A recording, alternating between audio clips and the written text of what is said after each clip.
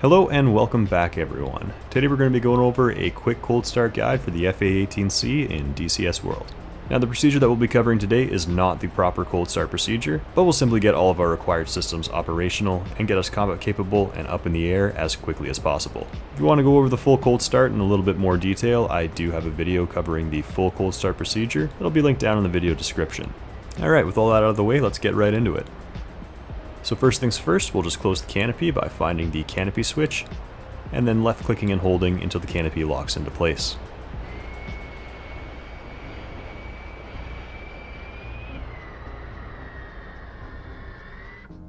Next we'll turn on the battery by setting the battery switch to the on position. And with the aircraft now being powered by the battery, we'll come on over to the left console, and we'll turn on the APU by right clicking the APU switch. We should hear the APU start to spool up in the background, and once it's fully operational, the green APU ready light will illuminate.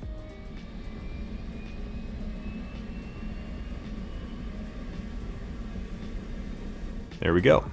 So with the APU now good, we can start the right engine, and we'll do this by setting the engine crank switch to R for right. Now we'll look up at the IFE, and we'll just wait for the engine RPM to reach about 20%. There we go. Now we'll introduce fuel to the engine by moving the right throttle to idle, and we'll do this by pressing right shift plus home. Now we should hear the engine start to spool up in the background, and while we listen for that, we'll watch as the engine RPM increases until it stabilizes just over 60% RPM.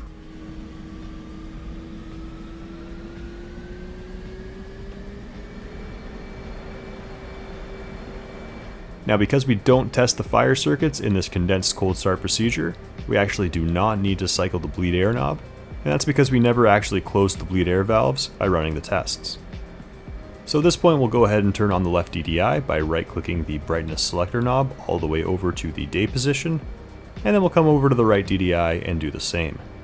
Next we'll turn on the HUD by rotating the HUD brightness knob clockwise by either left clicking and dragging up, or by mousing over and rotating our scroll wheel up. Next we'll turn on the AMPCD by again rotating its brightness knob clockwise by using the same method. While we let the screens warm up, we'll go ahead and set the engine crank switch to L for left. And again we'll wait for it to reach about 20% RPM.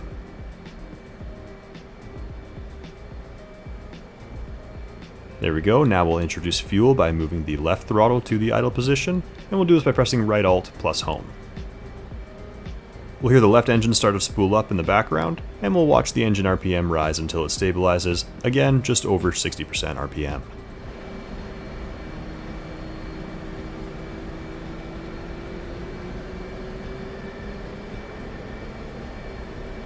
There we go, with both engines successfully started and our aircraft now drawing its power from the engines, we're good to go ahead and fire up the rest of our avionics.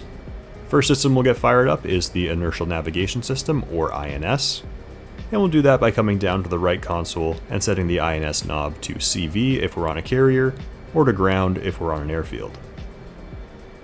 Now looking at the HSI page, which should be pulled up on the AMPCD by default, we'll select Stored Heading in order to greatly cut down our alignment time. Now while the INS aligns, we'll carry on with the rest of the startup. Coming back to the right console, we'll go ahead and set our radar knob right into Operate. And it's fine to set it to operate while you're on the ground, as the radar won't actually turn on while you have weight on wheels. Next, looking all the way at the back of the left console, we'll set the OBOG switch to on. And coming back up to our displays, we'll go ahead and pull up the FCS page. Looking at the FCS page, we can see that we have several errors denoted by all of these X's within all of these boxes. And to clear these, we'll come back down to the left console and press the FCS reset button. Now looking back up at the FCS page, we can see that all of our errors have been cleared. Alright, with that done, we'll set our flaps to auto, and then we'll come over to the bit page on the right DDI, and we'll select FCS MC. Now looking over just behind where our right elbow would be, we'll find the FCS bit consent switch, and we'll actuate it by pressing and holding the Y key. While we're holding the Y key, we'll come back up to the FCS MC page, and then select FCS. This will cause the FCS to run its iBit or initiated built-in test.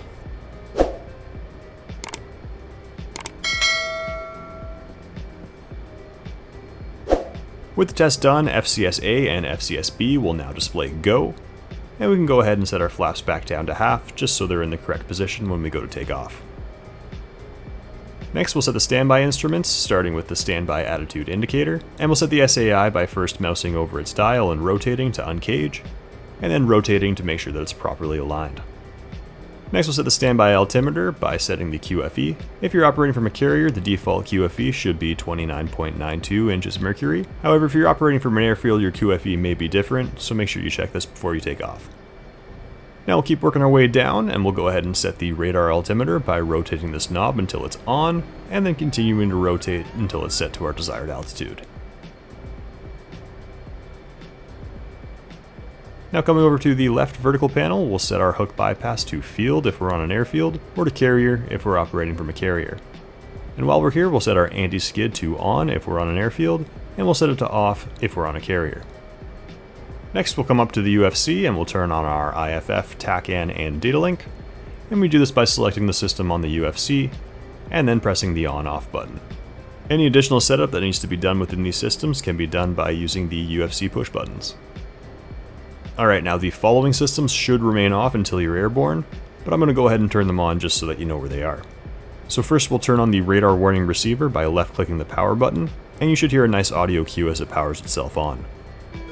Then we'll go ahead and turn on the jammer by right-clicking the dial until it's in our desired mode. And last, we'll set the countermeasure dispenser to the on position. Alright, now that all of our systems are up and running, we'll come back to the HSI page, and we can see that the INS alignment has been completed while we were doing everything else. We'll just verify that the alignment quality is 0.5, and that it's reporting that it's okay.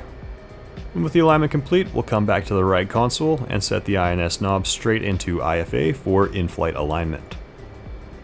Now that our aircraft is fully operational and combat ready, we can go ahead and release the parking brake, and once we've taxied out to the catapult, we'll arm the ejection seat.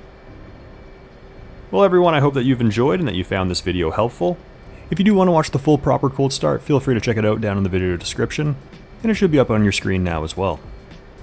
Well, that's it for today everyone, I hope that you enjoyed. Remember to like and subscribe, and we'll see you in the next one. Fly safe.